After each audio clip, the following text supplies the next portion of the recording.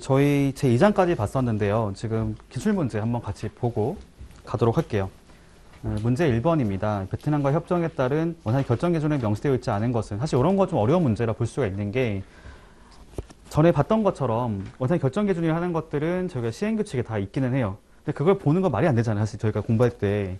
그건 말이 안 되기 때문에 그 중에 하나를 내는 것은 사실 반칙인 거죠.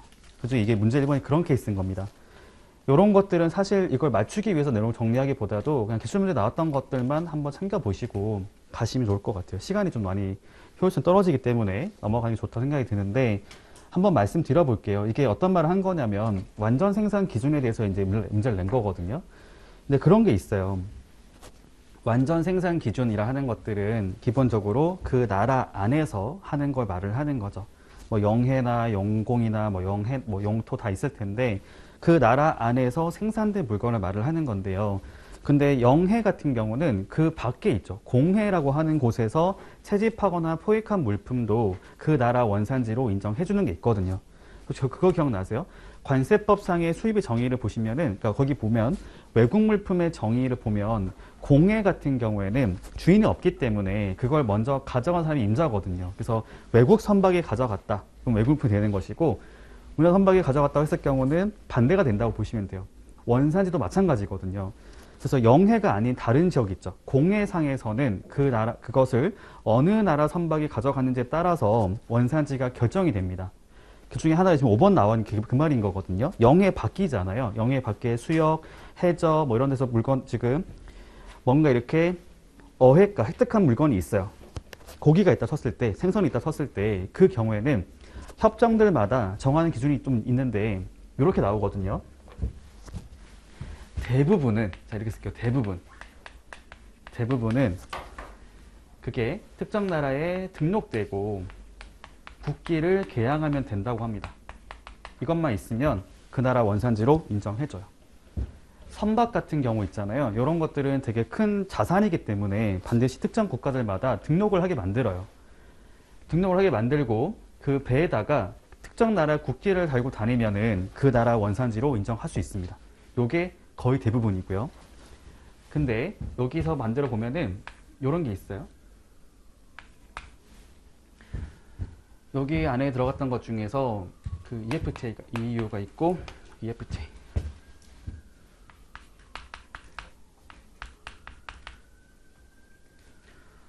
그냥 등록이 안 된다 하더라도 국기만 있으면 된다고 하는 것이 있고, 여기는 등록 플러스 국기까지 요구하는 게 있습니다.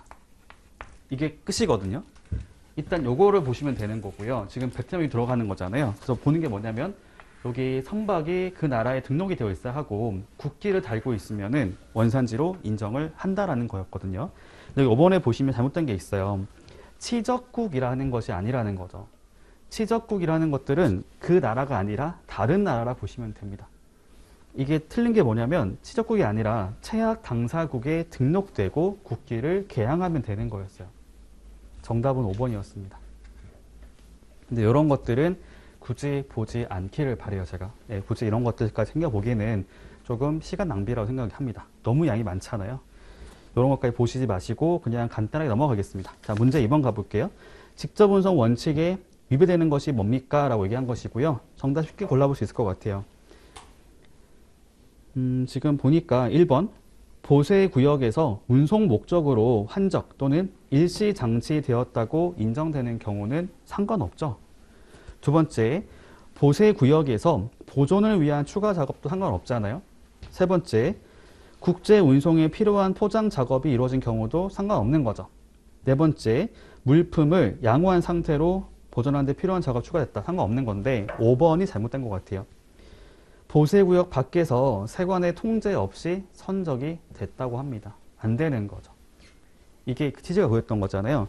지금 수입국 세관에서는 이번 증명서라는 것들을 지금 의심하고 있는 상태인 것인데 다른 나라에 갔다 온 거란 말이에요. 갔다 온 건데 그 나라에서 세관의 통제를 벗어나 있었다. 요거는 인정할 수 없다는 겁니다. 정답은 5번인 거고요. 문제 3번 가볼게요. 아까 봤던 거죠. 정답은 2번이었습니다. 넘어가도록 하고요. 자, 문제 4번 보겠습니다. 옳지 않은 것을 고르세요라는 거고요. 자, 협정관세 적용 신청인데 첫 번째 보니까 원칙적으로는 수입 신고 수리 전에 신청을 하는 게 맞고요. 두 번째, 수입자는 협정관세 적용 신청을 할 때 원산지 증빙 서류도 함께 세관장에게 제출해야 된다. 맞을까요? 틀릴까요? 틀린 거죠. 이거 잘못된 거 같아요. 그죠? 3번 보겠습니다. 수입자가 요구받은 증빙 서류를 제출하지 않거나 제출을 했지만 그것만으로 인정하기가 어렵다면 협정관세를 적용하지 아니할 수 있는 거 맞고요. 네 번째, 수입신고 수리 전까지 신청하지 못한 경우를 하더라도 1년 안에는 신청을 할 수 있다라는 거죠. 주의할 거는 수입신고 수리일이라는 겁니다. 수입신고일이 아니라는 거예요. 수입신고 수리되고 나서 1년까지는 신청할 수 있다라는 거고, 그 다음에 5번, 수리된 후에 협정관세에 적용 신청하는 수입자는 이미 납부했던 세액에 대해서 보정을 신청하거나 경정을 청구할 수 있다고 나오는데 이건 옛날 지문이 그렇게 되는 것이고 지금은 보정이 빠졌어요. 경정을 청구할 수 있다라고 지금 되어 있습니다. 어쨌든 맞는 말인 거죠. 근데 이게 왜 가능했던 거냐면 보정이라고 하는 것들이 부족 세액만 말하는 게 아니라 세액 산출에 기초가 되는 그런 내용 중에 오류가 있을 때도 그걸 바꾸는 것도 가능하기 때문에 그런 말을 쓴 거였던 거예요. 어쨌든 경정 청구로 정리하시면 되겠습니다. 문제 5번 볼게요. 이것도 되게 어렵지 않습니다. 1번 FTA 특례법은 관세법에 우선한다. 맞죠? 왜냐하면 특례법이니까요. 그리고 특례법과 자유무역 협정이 상충된다면 협정이 우선하는 것이죠. 협정이 가장 기본이 되는 겁니다. 국제 간의 약속이 되는 것이고 그걸 가지고 각 국가별로 국내법을 만든 거기 때문에 당연히 협정이 최우선인 것이죠. 1번 잘못됐고요. 2번 협정관세의 세율은 관세법에 따른 세율보다 항상 우선한다. 아니죠. 그러지 않습니다. 덤핑 방지 관세 뭐 이런 것도 있었던 것 같고요. 그 다음에 세율 높은 경우에는 적용이 더 뒤로 밀리기 때문에 2번 틀렸고요. 3번 협정관세에 적용받을 경우에 관세 감면은 일체 불가능하다. 글쎄요. 이제 이거는 좀 헷갈릴 수 있는 게 뭐냐면 FTA라고 하는 것들도 혜택이고 감면도 혜택이기 때문에 중복이 되면 안 될 것 같다는 생각이 들 수도 있는데 그러지는 않아요. 그거지는 않고 감면하고 서로 이제 인정이 안 되는 것들은 분할 납부라든지 환급일 때는 문제가 될 수 있습니다. 그것도 그 법에서 규제가 되는 것들만 들어가는 것이지 그렇지 않은 거 상관이 없거든요. FTA라고 하는 것들은 세율의 종류가 돼요. 협정관세라고 하는 것들은 세율의 종류가 되는 것이고 감면이라 하는 것들은 세액에 대한 감면입니다. 세액에 대한 감면. 세액이라 하는 것들은 과세 가격에다가 세율을 곱해서 나온 걸 말하잖아요. 그래서 FTA하고 감면하고는 전혀 상관이 없습니다.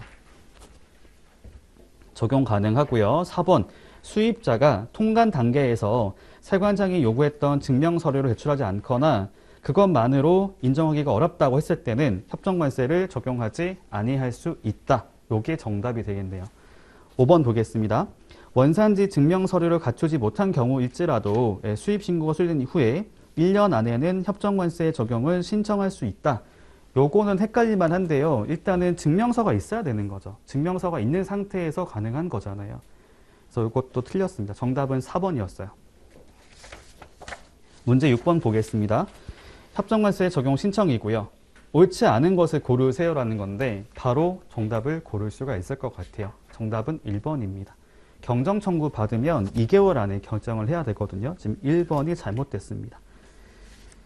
나머지는 다 같이 봤던 거라 넘어가도록 하고요.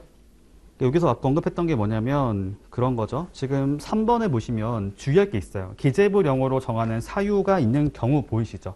아까 제가 강조했던 거였는데 이런 것도 바꿀 수가 있단 말이에요. 사전심사 대상은 기재부령으로 정합니다. 그 다음에 밑에 4번 같은 경우도 증명서 제출 면제가 되는 게 나왔잖아요. 여기 보니까 세부적인 사항을 정하는 거거든요. 그러니까 위에 상위 법에서 하위 기관으로 위임을 하는 거란 말이에요. 그래서 여기 있는 것들은 관세청장이 정하여 고시하는 물품이었어요. 이런 것도 주의할 필요가 있는 거죠. 그러니까 제가 법령지를 같이 봤던 이유가 뭐냐면 이게 기본 교재만 보면 잘 모른단 말이죠. 근데 법령지를 보니까 그 당시에 봤을 때 옆에 뭐가 없었는데 라는 것만으로 이렇게 생각이 날 수가 있어가지고 제가 법령지를 좀 강조하는 부분인 거고 정답은 아까 얘기했던 대로 1번이었습니다. 1번. 문제 7번도 쉽죠. 쉽게 고를 수 있지 않을까요?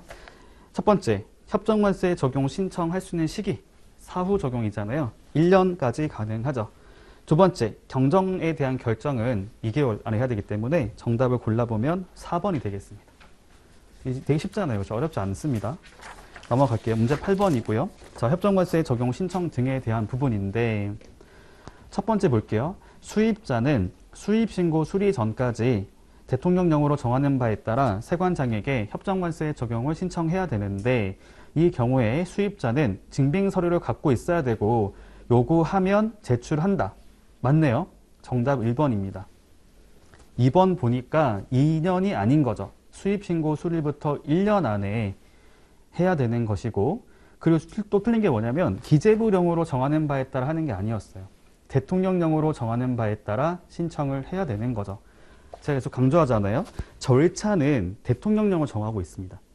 그 다음에 특정 어떤 대상을 정할 때는 기재부령으로 정해요. 2번 틀렸고요. 3번도 보니까 잘못된 게 있네요. 기재부령으로 정하는 바에 따라 이게 잘못된 거죠.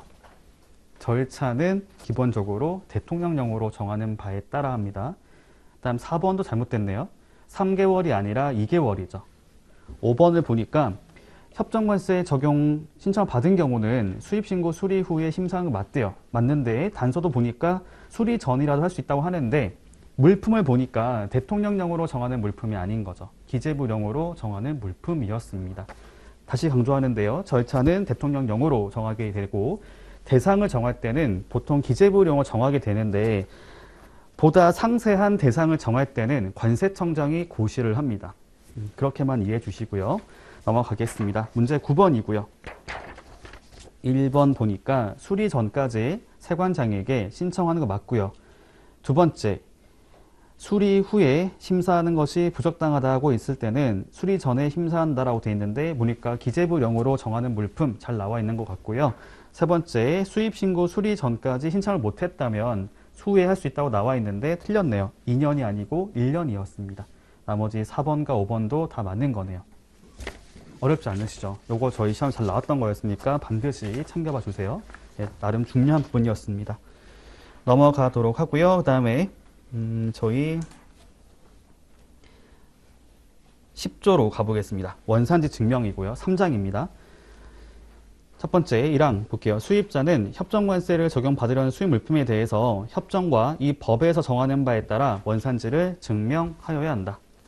즉 원산지 증명서를 내라는 겁니다. 증명서를 가져와라 라는 거고, 두 번째 수출자와 생산자는 수출 물품에 대해서 협정과 이 법 정하는 바에 따라 증빙 서류를 작성하거나 발급을 받아야 한다. 작성하거나 발급받아야 한다 써 있는데 이게 그것 때문에 그런 거예요.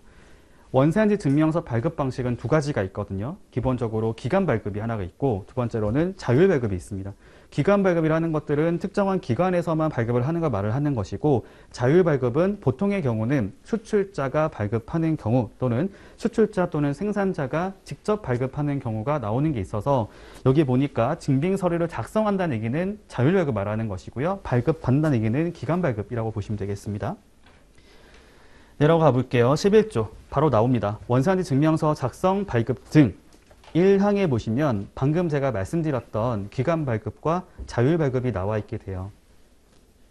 1호를 보시면 기간 발급이죠. 기재부령으로 정하는 기관이 해당 물품에 대해서 원산지를 확인하여 발급할 것. 2호, 수출자, 생산자 또는 수입자가 자율적으로 원산지를 확인하여 작성, 서명할 것이라고 되어 있습니다. 그러니까 발급이란 단어는 기간 발급에서만 쓰는 단어인 거예요. 용어인 겁니다. 그 자율 발급하는 경우는 발급이라는 말을 안 쓰고 있고요. 서명이라고 말을 쓰고 있기 때문에 뉘앙스의 정말 차이가 있어요. 주의할 필요가 있습니다. 이게 중요한 이유가 있다 하면 드릴게요. 중요한 게 있어가지고. 옆에 봐보니까요. 지금 시행규칙 7조에 발급 방식이라고 나오잖아요. 여기 나오는 것들이 그거거든요. 여기 보시면 원산지 증명서를 어떻게 발급을 하는지, 발급 기관이 누군지 쭉 나오는 게 있어요. 이거 제가 왜 말씀드리는 거냐면 아까 법에서 보시면 기재부령으로 정하는 기관이 발급하는 것 나와 있었거든요. 이런 것도 출제 가능합니다. 발급 기관은 지금 기재부령으로 정한다라는 것이죠. 여기 지웠는데 그 시행규칙은 보통은 특정한 대상을 정할 때 라고 보통 이해하시면 될 것 같고요. 발급 기관, 발급 방식 이런 것도 시행 규칙에 나와 있다는 것을 조금 알고 계시면 좋겠습니다. 이게 잘 보이면 어렵지가 않거든요. 문제가. 볼게요. 2항 가보겠습니다. 제1항 1호에 따른 원산지 증명서를 발급받으려는 자는 수수료를 납부해야 된다라는 겁니다. 즉 이게 바로 그거였거든요. 기간 발급이었던 건데 기간 발급을 하려는 자는 그 기관에다가 수수료를 납부를 해야 된다라는 거예요. 일단은 크게 두 가지가 있으며 저희 같은 경우는 세관하고 상공회의소가 있어요. 대한상공회의소. 세관은 돈을 안 받습니다. 무료. 근데 상공회의소는 돈을 받아요. 건당 7,000원씩 받습니다. 일단 먼저 말씀드렸는데 그게 다 여기 나와 있거든요. 일단은 수수료 납부를 하게 만들고 있고 그거 있죠. 수수료 같은 경우에도 항상 보면은 기재부령으로 정합니다. 수수료 결정은 항상 기재부령으로 정해요. 결정을 합니다. 이거는 어느 법이든 다 똑같아요. 기재부령으로 수수료를 결정을 합니다. 그 다음에 3항 관세청장은 원산지 증명서 발급의 적정성 확인 또는 효율적 관리를 위해서 필요하다면 원산지 증명서 발급 기관에다가 기재부령으로 정하는 바에 따라 자료 제출 요구를 하거나 지도 감독을 할 수 있다라고 되어 있네요. 이런 것들은 주체를 잘 보실 필요가 있어요. 관세청장은 원산지 증명서 발급 기관에 자료 제출을 요구하거나 지도 감독을 할 수 있다고 나와 있습니다. 즉 관세청에서 관리를 한다는 것이죠. 증명서 발급 기관에다가 자료를 달라고 하거나 감독을 할 수 있다, 지도할 수 있다고 나와 있습니다. 관세청장은 잘 보실 필요가 있겠고요. 그다음 관련된 내용들은 대통령령으로 정한다라고 되어 있네요. 옆으로 가보겠습니다. 6조 1항이고요. 원산지 증명서의 기재 사항과 기재 방법은 협정에서 다르게 정하는 경우를 제외하고는 다음과 같다라고 되어 있습니다. 1호. 해당 물품의 수출자 등 기재부령으로 정하는 사항이 기재되어 있을 것. 원산지 증명서에는 여기 보시는 것처럼 그 수출자, 품명, 수량, 원산지와 같은 별도로 정해진 내용들이 있어야 한다는 것이고요. 2호, 영문으로 작성될 것입니다. 한번 여쭤볼게요. FTA라고 하는 것들은 국가 간의 약속인 거잖아요. 근데 국가 간의 약속이긴 한데 언어를 쓸 때 공통으로 쓰는 것들은 영어밖에 없는 거죠. 그래서 영문으로만 인정됩니다. 국문 쓰는 거 절대 인정이 안 돼요. 다만 예외가 있습니다. 한 EU FTA 같은 경우에는 그 나라 언어로 쓰는 것도 인정해주고 있기는 해요. 근데 기본 원칙은 영문으로 작성이 되어야 합니다. 이런 말 써 있었잖아요. 여기 보시면은 협정에서 다르게 정하는 경우를 제외하고는 이런 아까 위에 보이셨던 거죠.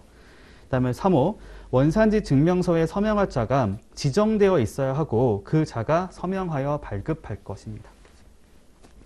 서명권자가 정해져 있다는 거죠. 서명이 없으면 유효하지 않은 겁니다. 그래서 지금 증명서에는 기재 사항이 들어가 있어야 되는 거고 그 다음에 영문으로 작성이 되어 있어야 하고 서명권자가 서명을 했을 때 유효하다라고 얘기하고 있습니다. 요거 시험에 나왔던 거였어요. 2항 가보겠습니다. 각 협정에 따른 유효기간이 나오는데 요게 상당히 중요해요. 요게 엄청 중요합니다. 요거 저희 시험에 자주 나왔던 거고 반드시 암기하실 필요가 있는 부분입니다. 제가 나름대로 쉽게 한번 말씀드려볼게요. 쉬울지는 모르겠지만 이렇게 정리해 보시죠. 자, 발급 방식은 두 가지가 있다고 아까 얘기했잖아요. 제가요. 기관 발급이 있고 자율이 있습니다. 기관 같은 경우는 표현을 보시면 발급이라고 맞섰고요. 자율 같은 경우는 서명이 아니라 작성이라고 서명. 작성해서 서명하는 거 나온 게 있었거든요. 이런 표현을 쓰고 있어요. 보통의 경우는 1년으로 기억하시면 돼요. 증명서 유효 기간은 1년으로 한다. 이게 거의 대부분. 근데 이게 거의 대부분인 것이고 예외가 있을 거 아니에요. 예를 외울 필요가 있어요.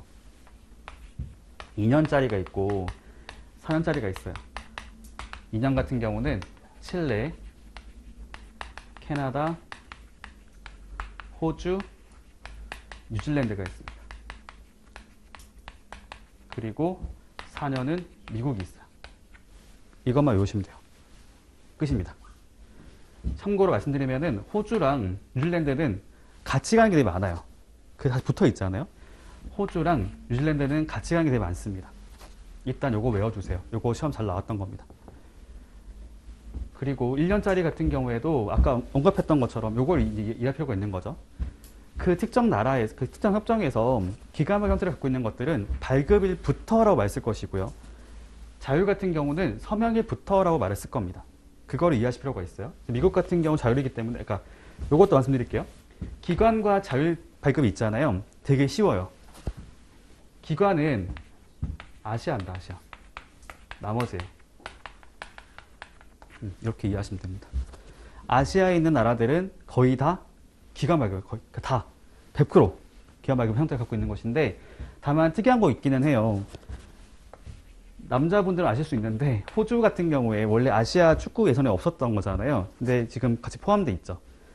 호주 같은 경우는 아시아라고 불리긴 하는데 좀 애매한 거 있잖아요. 얘는 양쪽 다 걸쳐 있습니다. 얘는 기관도 되고 자율도 돼요.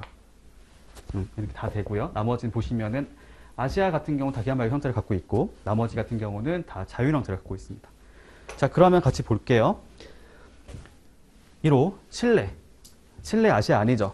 자율 발급 형태 갖고 있을 거고요. 그렇기 때문에 서명일부터라고 써 있는 것이고, 기간은 2년입니다. 아까 제가 얘기했잖아요. 2년짜리 보시면은 칠레, 캐나다, 호주, 뉴질랜드 있었거든요. 2호 아세안입니다. 아세안. 아세안은 바로 아시아인 거잖아요.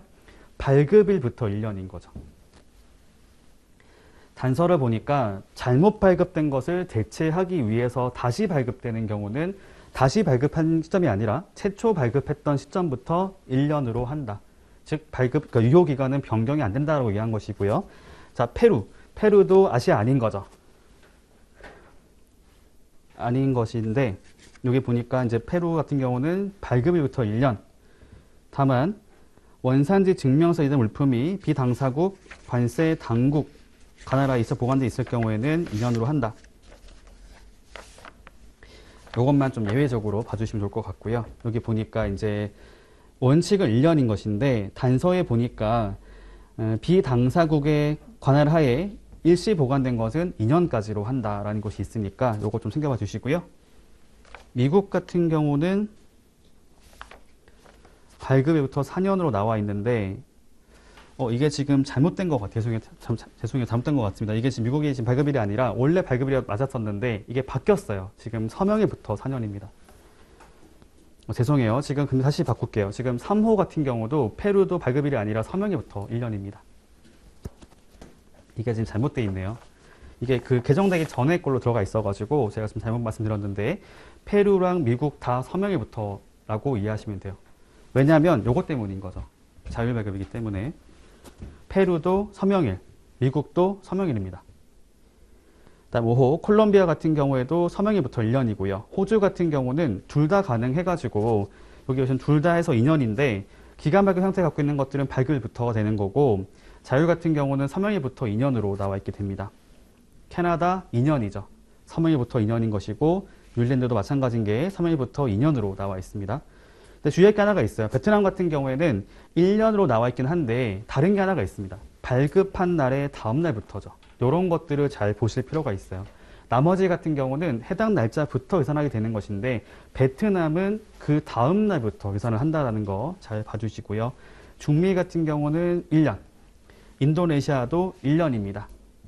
밑에 가보니까 이스라엘은 이제 발급부터 12개월로 나와 있어서 요거는 12개월, 1년이 아니라는 것도 좀 챙겨봐 주시면 좋을 것 같아요. 네, 그거는 다시 말씀드렸고요. 정리하는 거 어렵지 않겠죠. 한 번 더 말씀드릴게요. 지금 이게 이런 구조를 갖고 있어요.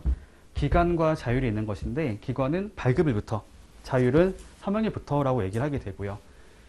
유효기간 같은 경우는 지금 거의 대부분 1년 나와 있게 되는데, 다만 칠레, 캐나다, 호주, 뉴질랜드는 2년으로 나와 있게 되는 것이고, 미국은 4년으로 나와 있습니다. 요것만 이렇게 되어 있는 것이고 나머지 다 1년이기 때문에 그거 잘 알고 계실 필요가 있을 것 같고요. 요거 시험에 엄청 자주 나왔습니다. 챙겨봐 주시면 좋을 것 같고요. 그다음 넘어가 보겠습니다. 사망이고요. 지금 사망이 보니까 증명서 작성, 발급, 시행 등에 필요한 사항으로서 다음 각 호의 사항은 기재부령으로 정할 수가 있다 라고 했는데, 여기 보니까 증명서의 인정 범위, 세부 기준, 발급 신청, 발급 절차 쭉 나오는데요. 이건 그냥 가볍게 보시죠. 이런 것들 이렇게 정할 수가 있다 정도로 참고해 두시고 저희 시험에 나온 적은 없는 부분이기 때문에 그렇게 중요한 거는 아니라고 할 수 있겠습니다. 그리고 오른쪽 가볼게요. 시행규칙 7조 나오잖아요. 이것도 상당히 중요합니다. 저희 시험에 잘 나왔던 부분인 것이고 일단 크게 봐야 될 게 뭐냐면은 자율과 기관을 구분할 필요가 있어요. 아까 얘기했지만 아시아 쪽은 기관 발급인 것이고 나머지는 자율로 이해하시면 됩니다. 다만 그게 같이 들어가는 것이 몇 개 있기 때문에 그것만 참고로 보시면 될 것 같거든요. 자, 일단 볼게요. 싱가포르 아시아죠. 그래서 보시면은 발급 기관이 발급한 것 이렇게 보이실 겁니다. 2호 EFTA가 나와 있는 거거든요. EFTA 같은 경우는 기본 원칙은 자율이에요. 자율이긴 한데 한 가지 예외가 있어요. 치즈만 기관에서 발급하도록 하고 있습니다. 여기 보시면 치즈 써 있잖아요. 치즈만 유일하게 기관에서 발급한 걸로 인정을 하고 있습니다. 다음에 3호에 보시면 아시아잖아요. 아세안 같은 경우도 발급 기관이 발급한 것 나오고 인도도 아시아죠. 발급 기관이 발급한 것. 호주 같은 경우는 둘 다 걸려 있거든요. 그래서 여기 보시면 발급 기관도 있는 거지만 발급 기관 말고도 저희가 이제 자율적으로 하는 것도 들어가게 됩니다. 그다음에 7호 보니까 베트남이죠. 베트남도 발급 기관, 중국도 발급 기관, 인도네시아 발급 기관, 이스라엘 발급 기관, 영내 포괄 RCEP, RCEP이라 부르는 것들도 발급 기관이 발급한 것. 참고로 말씀드리면은 RCEP 같은 경우는 기본적으로 아세안하고 되게 유사한 게 많아요. 그래서 영내 포괄적 경제 동반자 협정이라 부르는 RCEP 같은 경우에도 일단 기본 원칙은 기관에서 발급한 것을 말을 하는데 다만 예외가 있습니다. 기관도 하고 자율도 할 거거든요. 일단 뒤에 말씀드릴게요. 여기 나와 있는 것들이 지금 1항에 보시면 다 기관 발급 형태라고 보시면 되고요. 내려가 보겠습니다. 자, 2항은 반대가 되죠. 자율 발급 형태를 말하고 있어요. 여기 보면은 아까 얘기했던 대로 아시아가 아닌 나머지 국가가 다 있을 겁니다. 칠레. 밑에 보면은 유럽, 그죠? EFTA 나오게 되고요. 그 다음에 EU 나오죠. EU 나오고 쭉 내려가 보시면은 5호에 페루, 그 다음에 6호에 미국, 그 다음에 7호에 터키, 그 다음 콜롬비아, 호주. 호주가 나와 있죠. 아까 봤던 것처럼 호주 같은 경우는 양쪽 다 걸려 있거든요. 그래서 다 걸렸기 때문에 기간도 나오게 되고 자율도 나온다라고 보시면 되겠습니다. 그 다음 10호에 캐나다, 11호에 뉴질랜드, 12호에 중미, 13호에 영국, 14호에 이스라엘, 15호에 RCEP. 보니까 이스라엘과 RCEP 같은 경우는 양쪽 다 걸려있는 것을 확인할 수가 있어요. 이런 것들을 잘 조실 필요가 있겠고 캄보디아 같은 경우에도 보니까 자율적으로 하는 것들이 포함이 되어 있습니다. 그러니까 그런 게 있어요. 최근에 나왔던 거 있잖아요. 최근에 발효된 것들은 거의 대부분 보시면은 자율과 그다음에 원산지 인유수자라고 하는 것들을 인정하는 게 많습니다. 여기서 하나 더 보고 갈게요. 지금 볼 게 뭐냐면 다시 올라가 보겠습니다. 이 항에 여기 보면요. 자율이라 하는 것들도 형태가 또 두 가지가 있어요. 수출자만 가능한 게 있고 수출자 또는 생산자까지 해서 가능한 게 있단 말이죠. 이것도 챙겨보실 필요가 있습니다. 칠레를 보니까 수출자만 들어가 있죠. 2호 EFTA 같은 경우는 수출자 또는 생산자라고 써 있잖아요. 이것도 보실 필요가 있습니다. 다만 밑에 단서를 보니까 원산지 인증 수출자가 관세청장 또는 세관장에게 서면 확인서를 내는 게 있다고 했을 경우에는 그때는 증명서의 서명을 생략할 수 있다라고 돼 있는데 볼 게 뭐냐면 인증 수출자 제도 같은 경우에도 EFTA에 적용이 가능하다라는 겁니다. 그거 챙겨보실 필요가 있겠고요. 그다음에 3호가 상당히 중요해요. EU 같은 경우는 일단 중요한 게 뭐냐면 수출자만 발급이 가능합니다. 가능한데 이거는 금액을 가지고 나누게 돼요. 6,000유로 넘어가는 거랑 그렇지 않은 거랑 좀 차이가 있습니다. 6,000유로 초과되는 것에 대해서는 반드시 인증받은 자만 발급을 할 수 있게 되어 있어요. 그런데 6,000유로 이하 같은 경우는 그냥 인증 없이도 수출자가 자율적으로 작성해서 서명할 수 있게 하고 있습니다. 이게 상당히 중요해요. 참고로 말씀드리면 EU 안에 영국이 들어가 있었다 빠졌단 말이죠. 그래서 기본적으로 EU와 영국은 거의 내용이 똑같습니다. 영국도 동일한 내용이 있다고 보시면 돼요. 6,000유로를 초과하는 경우와 그렇지 않은 경우로 구분해 봤을 때 이렇게 다르게 발급을 할 수 있게 하고 있습니다. 작성할 수 있게 하고 있는 것이고 그래서 밑에 보면은 감옥과 남옥이 있는 거죠. 6,000유로 초과하는 경우와 그렇지 않은 경우로 나눠가지고 이렇게 얘기하고 있습니다. 그리고 밑에 가보니까 남옥이 그게 나오잖아요. 총 가격이 6,000유로보다 낮은 경우인 거 말하는데 여기 밑에 가보니까 이 경우에 물품의 총 가격은 단일 운송 서류에 의해서 단일 숫자로부터 단일 수화인에게 송부된 물품의 총 가격을 가지고 계산한다 라고 나와 있는데, 이게 뭘 말을 하는 거냐면 인보이스 가격으로 한다는 겁니다. 물품 가격으로 한다는 것이지 과세 가격 아니거든요. 인보이스 가격을 봤을 때 기준을 잡는다라는 것이고, 여기 가로를 보니까 단일 수화인에게 동시에 송부된 물품이 여러 개인 경우에는 동시에 송부된 물품의 가격의 합계를 말한다고 되어 있습니다. 이게 무슨 말을 하는 거냐면 이런 겁니다. 여러분들이 지금 수입자이고 제가 수출자가 되는 것인데요. 저랑 거래를 했는데 계약을 두 개를 한 거예요. 두 개. 거래 두 개가 된 건데 물건을 제가 한 번에 보낸 거죠. 그래서 각각의 거래 같은 경우는 4,000유로, 3,000유로밖에 안 했던 거여가지고 원래대로 따지면 각각에 대해서는 6,000유로 안 되는 거잖아요. 그런데 제가 함께 보내버린 거죠. 그러면 그 물품은 초과가 되는 거기 때문에 제가 인증이 없으면 저는 증명서를 발급을 하지 못합니다. 이게 상당히 중요한 거가 왜냐면은 실무적으로 많이 쓰는 거거든요. 억울할 수 있는데 원래 기준이 뭐냐면 EU 같은 경우는 6,000유로 초과가 되는 경우는 인증받은 자만 증명서를 작성하고 서명할 수가 있게 되어 있어요. 근데 인증이 없는 사람인데요. 지금 같은 사람끼리 거래를 할 거예요. 거래를 할 건데 인보이스 여러 개가 되는 거죠.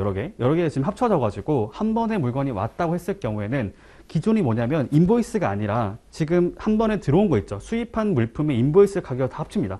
합쳐서 초과됐을 경우는 저는 인증이 없으면 발급을 못 하는 거예요. 그렇게 되는 거 말하거든요. 그래서 그것도 좀 잘 봐주시면 좋을 것 같아요. 그 다음에 페루 같은 경우도 지금 보니까 수출자 또는 생산자. 미국은 주의할 게 뭐냐면은 수출자, 생산자 뿐만이 아니라 수입자도 포함이 되어 있습니다. 근데 미국이 이게 사실 그렇게 볼 수 있어요. 좋게 말하면은 다 그냥 자유롭게 하라고 얘기하는 것이지만 원산지 검증을 상당히 많이 하는 국가거든요. 이게 책임은 이제 그러니까 이렇게 권한을 주긴 하지만 반대로 말하면 엄청난 책임을 부여하고 있다고 보시면 됩니다.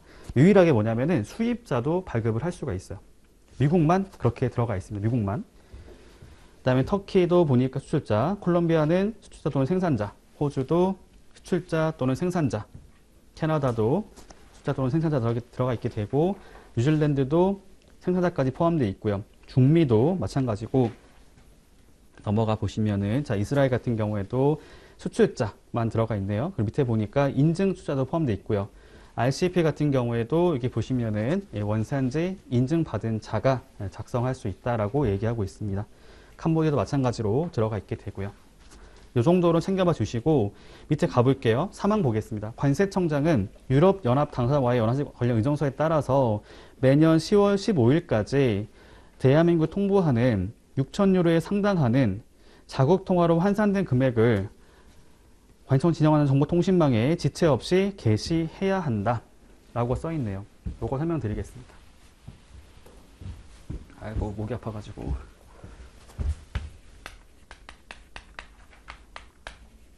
(6,000유로) 써 있잖아요.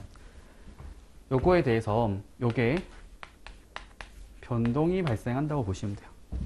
6,000유로라고 하는 것이 있는데 다만 이거에 대해서 이게 항상 고정된 게 아니라 변동되는 거기 때문에 정기적으로 공고를 한다고 보시면 되거든요. 공고. 나오는 게 뭐냐면 유럽연합집행위원회가 매년 10월 15일까지 대한민국에 통보하는 6,000유로에 상당하는 자국통화로 환산된 금액을 관청 정하는 정보통신망에 지체 없이 게시해야 된다. 이 말이 뭐냐면 이거예요. 그러니까 지금 6,000유로 자체는 변동이 없는 거긴 한데 6,000유로라 하는 것들이 유럽에 있는 나라들하고는 좀 다를 수가 있는 거잖아요. 그러니까 유럽에 있는 나라들 같은 경우에 자국 통화가 있을 거죠. 영국 같은 경우에도 생각해 보시면은 파운드가 있단 말이에요. 파운드. 이런 게 있잖아요. 그렇기 때문에 여기에 지금 가입된 나라들 중에서도 6,000유로랑 지금 환산하는 것이 필요한 것이 있단 말이에요.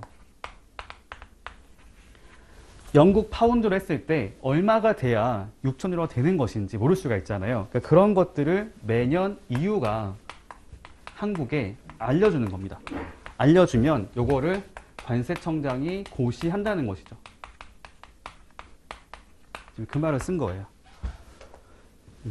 넘어가겠습니다. 그다음에 사항도 마찬가지인 거죠. 영국도 아까 얘기했던 것처럼 원래 UAE 들어갔다 빠진 거기 때문에 고시한다라는 얘기가 나오게 되고, 그다음에 5항에 보니까 그 게시한 금액은 다음 해 1월 1일부터 12월 31일까지 적용을 한다라고 나와 있게 됩니다. 네, 넘어가도록 하고요. 그다음에 8조 보겠습니다. 요것도 상당히 중요해요. 8조. 요거 저희 시험에 자주 나왔습니다.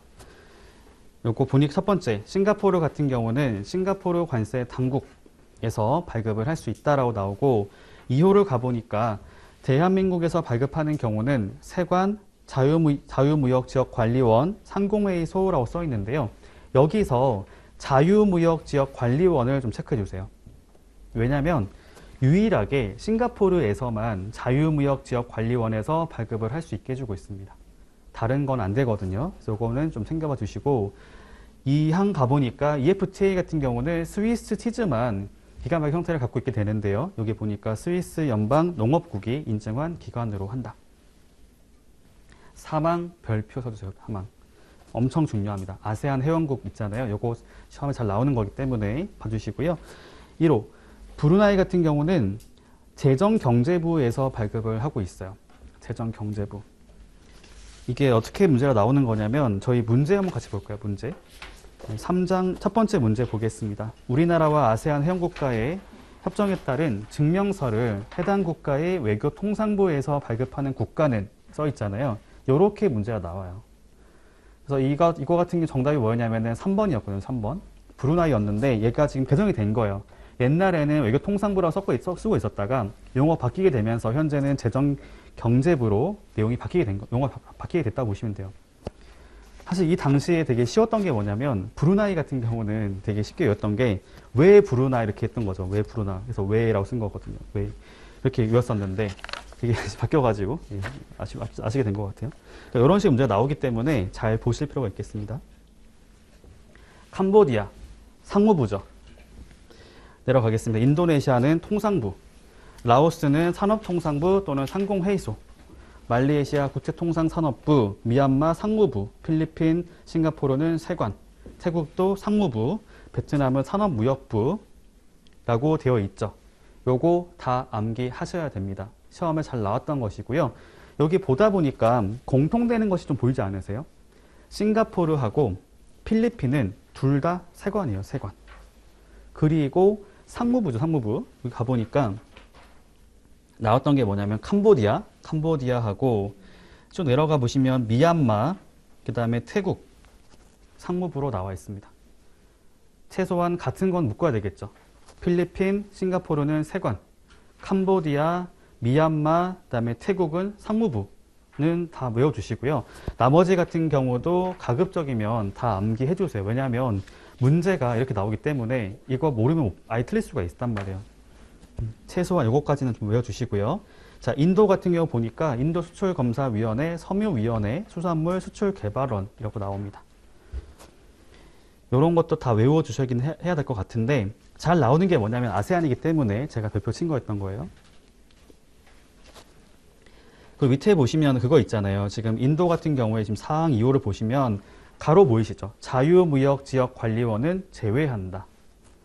아까 제가 얘기했잖아요. 싱가포르만 유일하게 자유무역지역관리원이 포함되어 있는 것이고 나머지는 다 제외시키거든요. 그거 좀 봐주시면 좋을 것 같고, 자, 호주 같은 경우에는 호주 상공회의소 또는 호주 산업협회로 나와 있게 됩니다. 베트남 아까 봤던 거죠. 넘어가도록 하고요. 다음 중국도 잘 봐주세요. 왜냐하면 실무적으로 많이 쓰는 거기 때문에 혹시나 해서 보는 겁니다. 중국은 두 군데가 있어요. 중국 해관총서와 중국 국제무역위원회라는 곳이 있습니다. 요거는 실무적으로 엄청 많이 쓰는 거기 때문에 잘 나올 수 있다고 생각이 들고요. 밑에 가볼게요. 이스라엘 재무부, 이스라엘 조세당국 관세국 나오네요. RCP 같은 경우에도 아까 보신 거 있죠. 아세안하고 거의 겹쳐요. 왜냐하면 RCP 자체가 아세안 플러스 호주, 뉴질랜드, 중국이 있거든요. 그렇기 때문에 기본적인 내용 자체는 아세안과 거의 동일하다 보시면 됩니다. 이쪽 가보니까 요거 있죠. 지금 일본국 나오죠. 요것만 봐주세요. 요거 저희 기술 문제였습니다. 그러니까 일본이라 하는 것이 왜 의미가 있는 거냐면 RCEP만 유일하게 일본하고 FTA 체결하고 있는 거기 때문에 요거 물어볼 수 있단 말이에요. 상공회의소에서 발급을 합니다. 요거 저희 기출문제였어요. 기출문제. 나머지는 정리를 하시면 될 것 같아요. 요거는 반드시 암기해 주세요. 근데 막상 보니까 되게 중복된 게 많기 때문에 양이 엄청 많아 보이진 않으시죠. 근데 요거는 되게 위험한 게 뭐냐면 이렇게 문제가 나오기 때문에 아예 모르면 못 풉니다. 그게 무서운 거거든요. 암기를 못하면 못 풀어요. 그게 제일 무서운 거고, 반대로 말하면 암기가 되어 있으면 되게 쉽게 풀 수가 있어요. 바로 답을 볼 수 있기 때문에 꼭 봐주시고, 저희 시험에 엄청 자주 나왔던 거였습니다. 그 다음에 제 구조까지만 보고 좀 쉴게요. 증명서 발급기관 의무 등입니다. 제1항 증명서 발급기관은 증명서 발급기관 된 날부터 10일 안에 다음의 사항을 관청장에 통보를 해야 되고, 통보한 내용이 변경되었을 때는 변경사항을 즉시 통보해야 된다. 이게 뭐냐면요, 증명서 발급기관이 되고 나면은 관세청장에게 저 됐습니다라는 사실을 알리라는 겁니다. 통보하라는 것이고요. 그 기간이 10일 안에 해야 된다는 겁니다. 그래서 그 안에 나와 있는 거 보시면은 뭐 증명서 발급기관의 명칭, 주소, 전화번호, 팩스번호, 그다음 담당자에 대한 얘기를 하는 것이 있고요. 그 다음에 거기서 발급할 때 쓰는 그런 도장, 인장의 견본을 보내라는 겁니다. 2항 관세청장은 그에 따른 통보 내용을 채약 상대국의 관세당국에 통보를 해야 된다. 통보를 왜 하는 걸까요? 그 나라에서 수입이 될 거잖아요. 우리가 발급해서 보냈을 때는 그 나라에서 검증을 해야 되죠. 확인을 해야 되기 때문에 우리나라의 상공회의소에서 발급하는 것은 이렇게 됩니다. 이런 도장이 시킵니다라는 것을 알아야 되는 거잖아요. 그래서 그거를 알린다는 것이고, 3항에 보시면은 이제 원산지 증명서 발급 대장이라고 하는 게 있어요. 그러니까 증명서 발급 기관에서는 발급을 할 때마다 대장을 작성을 해야 됩니다. 증명서 발급 대장이라고 있거든요. 거기다가 여기 보시는 것처럼 발급 번호, 발급 날짜, 발급 신청자 뭐 이런 거 쭉 나와 있잖아요. 이런 것들을 내부적으로 작성을 해서 나중에 제출을 해야 돼요. 사항 보겠습니다. 증명서 발급 기관은 증명서 발급 대장, 증명서 발급 신청 서류 원본 또는 사본을 5년 동안 보관을 해야 돼요. 다만 중국은 3년까지만 보관하면 된다고 나와 있습니다. 요거 체크해 주세요. 중요합니다. 보통 저희가 그렇잖아요. 관세법 같은 경우에도 5년 동안 보관하는 게 많죠. 5년의 범위에서 보관하는 게 있는데, FTA 같은 경우에도 기본은 5년이에요. 5년인데 중국 같은 경우는 3년까지로 되어 있어요. 왜냐하면 협정에 따라 정해진 겁니다. 그래서 3년까지 보관을 해야 된다고 나오게 된 거고요. 5항에 보니까 증명서 발급 기간은 매일매일 발급했던 내역을 관청에다가 통보를 하게 되어 있어요. 오늘은 이만큼 발급했습니다라는 걸 알려주는 거죠. 6항에 보니까 증명서 발급 기간은 신청자가 속임수 또는 부정한 방법으로 신청한 사실을 알게 되었거나 원산지 결정기 충족하지 않아서 반려하게 됐을 때는 지체 없이 다음의 사항을 관청장에게 통보를 해야 된다. 이 경우에 통보된 사실을 다른 증명서 발급기관에 알려야 한다라고 나오네요. 밑에 보니까 뭐 신청자 정보뿐만 아니라 뭐 속임수, 부정신청, 발급 반려 요지 나오는데 이렇게 이해하시면 돼요. 예를 들어가지고 제가 이제 좀 이렇게 나쁜 의도가 있어요. 의도가 있어가지고 제가 서울세관에 FTA 10월 발급 신청한 게 있었는데 제가 걸린 거죠. 걸려가지고 일단은 빨리 취소시키고 다른 생활 신청할 수 있잖아요. 그렇기 때문에 그 증명서 발급 기간 같은 경우에는 지금 이 사람이 뭔가 문제가 있다는 게 있을 때는 그거를 빨리 관청장에 알리려고 이렇게 얘기를 하는 것이고, 관청장 같은 경우는 그것도 다른 게 또 알려주는 거죠. 왜냐하면 다른 기관에서 발급 신청할 수 있기 때문에 발급 기관에서는 관청장에 통보를 해야 되는 것이고, 관청장 같은 경우는 다른 증명서 발급 기관에다가 내용을 알려가지고 더 이상 발급 못하게 막는다고 보시면 되겠습니다. 중요한 거는 지체 없이 통보를 해야 되는 것이죠. 지체 없이. 7항 관세청장은 아세안 회원국과 협정에 따라서 요청이 있거나 필요하다 인정되는 경우에는 증명서 발급 내역을 아세안 회원국의 당국에 제공할 수 있다. 요것도 볼 게 뭐냐면 유일하게 얘만 나와 있는 거죠. 그러니까 원래는 우리나라 안에서 하는 거잖아요. 발급했던 내역을 관리하는 것인데 아세안 같은 경우는 상대국에도 제공을 할 수 있다고 나와 있습니다. 협정에 따라 정해진 거죠. 8항 증명서 발급기관은 기재부 장관, 관청장 또는 증명서 발급기관이 실시하는 증명서 발급과 관련된 교육을 받은 소속 직원을 우선해서 발급 담당자로 지정을 해야 된다라고 되어 있네요. 그렇죠. 그 안에서 발급을 하는 사람들도 교육을 이수한 사람들을 우선적으로 배치를 하라고 얘기하고 있습니다. 자, 이건 정리하고 치도록 할게요. 다시 얘기해 보겠습니다. 여러분들이 지금 새로 이제 증명서 발급이 됐다고 가정해 볼게요. 발급을 할 겁니다. 제가 관청장이 되는 것인데, 일단 발급이 선정이 되면은 저한테 내용을 알려야 되는 거죠. 알리게 되고, 담당자 배치를 할 때는 교육을 받은 사람을 우선해야 되는 것이고요. 여러분들이 지금 하다가 어떤 이상한 사람 하게 됐을 때 기본적으로는 매일매일 발급한 내역을 저한테 알려줘야 돼요. 그리고 따로 대장도 작성을 해야 돼요. 그리고 하다 보니까 업무상 이상한 게 있었다 한다면 저한테 바로 알려주셔야 됩니다. 그럼 저는 그걸 가지고 다른 기관에다가도 공유를 하는 거죠. 예, 그 내용이 나왔던 것이고, 요거 같은 경우는 기본적으로 우리나라 안에서 관리를 목적으로 하고 있긴 하지만 아세안 같은 경우에는 그 나라에서 요구하는 게 있을 때는 제공을 할 수 있다라고 내용이 나온 게 있었어요. 예, 거기까지가 구조였습니다. 요것도 시험에 한 번씩 나왔던 거기 때문에 예, 챙겨보실 필요가 있을 것 같고요. 하나 더 있네요. 여러분들이 그걸 가지고 발급하게 됐을 때는 관련 서류들은 기본적으로 5년 동안 보관을 해야 되고, 중국 협정 같은 경우는 3년까지만 보관을 하면 된다라고 나와 있게 됐었습니다. 네, 거기까지 보도록 할게요. 식사하시고 나중에 와서 또 이어서 보도록 하겠습니다.